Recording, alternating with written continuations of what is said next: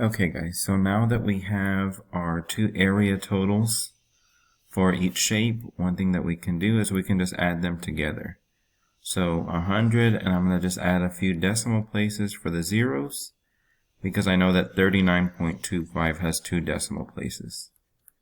And so I add them together. 5 plus 0 is 5, 0 plus 2 is 2, 9 plus 0, 9, 3, and then 1. So my total amount of area that I need covered is going to be 139.25 square meters. So that's how much area I know I have in my garden for this problem. Now it tells me that each bag of soil, so you can see right here, each bag of soil covers only 25 square meters. So I have to find out, okay, how many bags is it going to take me? And each bag has 25 to cover the whole garden. So I can start off with, okay, at 0 bags, I'm covering 0 meters. At 1 bag, I'm covering 25. 2 bags, I'm covering 50. 3 bags, I'm covering 75. 4 bags, I'm carrying 100. 5 bags, I'm carrying 125. So I double check, it's 139, so I need a little bit more. And so if I have 6 bags, then I can cover up to 150. So 150 for 6 bags. So that would be the amount of bags that I would need to buy. Because I can't make everything get covered with only 5 bags. I have to go up and buy 1 more. And so now I'm going to have a little extra left over. But that's okay, because it's not like I can buy like part of a bag and then waste the rest. So number 5, it says a candy company is trying to decide which container they will use to package their new chocolate candy. It says which container will hold more candy and how many more cubic inches of candy will it hold. Okay, so we're going to look at container A. This is a rectangular pyramid because it has the rectangle base right here, which is 10 by 8, and then we have over here a triangular prism, and this is a triangular prism because we have a triangle in the front right here and then a triangle in the back, and so those two bases are connected to each other, but they don't go to a single point. This pyramid goes to a single point. So I have 2 volumes that I'm going to find. So the rectangular pyramid, my volume formula is going to be the area of the base times the height.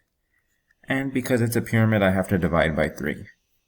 So let me find the area of the base for this one. The area of a base, area equals base times height. The base is 10. The height for that rectangle is 8. So 10 times 8 is equal to 80. So the area of my base for that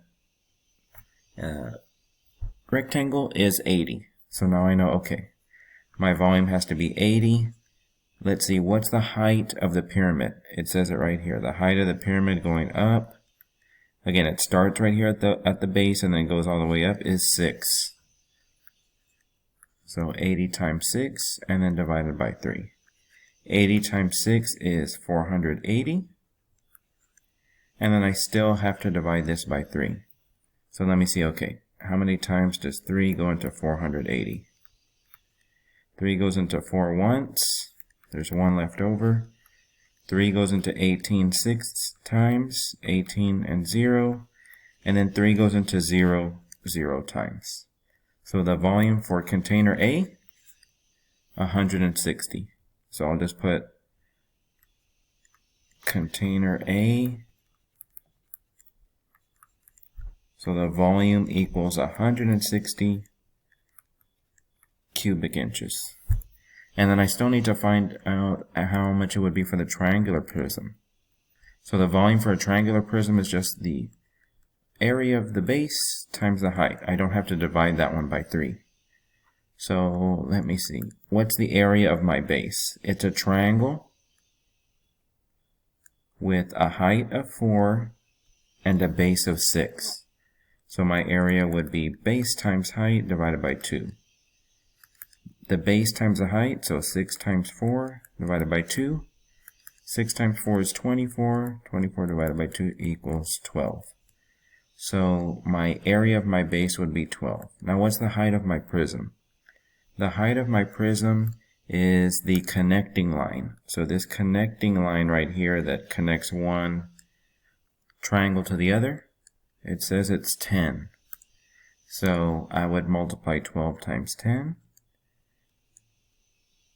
My volume is 120 for container B. So for container B, my volume is 120 cubic inches.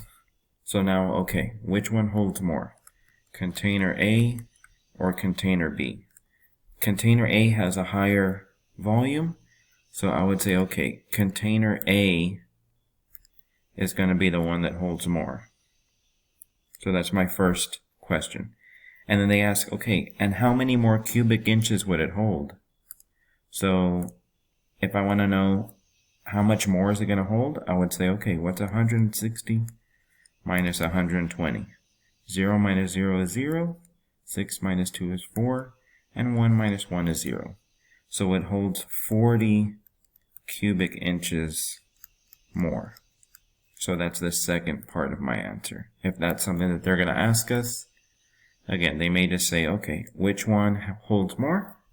It would be container A. If they ask us which one holds more and how much more does it hold, you subtract your volume answers and you get 40 cubic inches more. Okay, now for number 6. It says, the drawing below is a scale drawing comparing the height of a person to the height of a dinosaur. The scale 1/2 inch equals 2.5 feet. Approximately how much taller is the actual dinosaur than the actual person?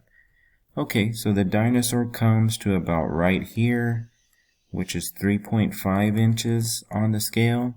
And the person comes to about maybe right here, which is about 1.3 inches on the scale.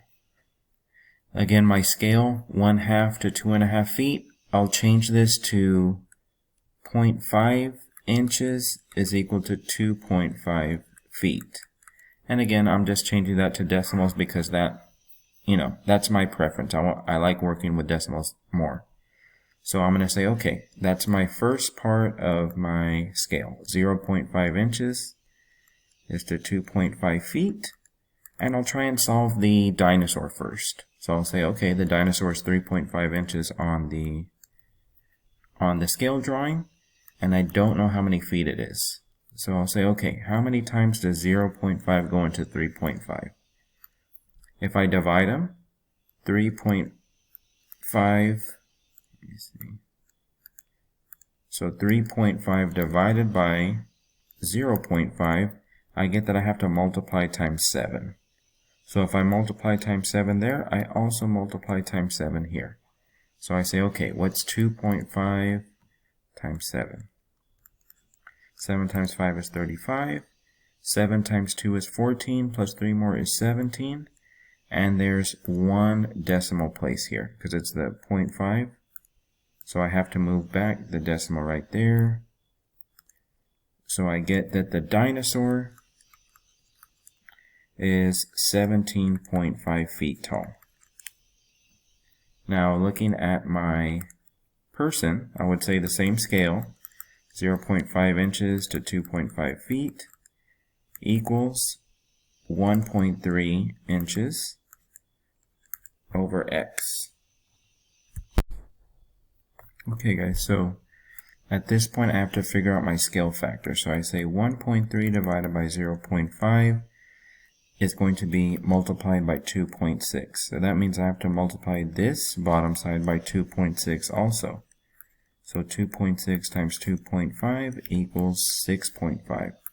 So that means the person will be 6.5 feet tall.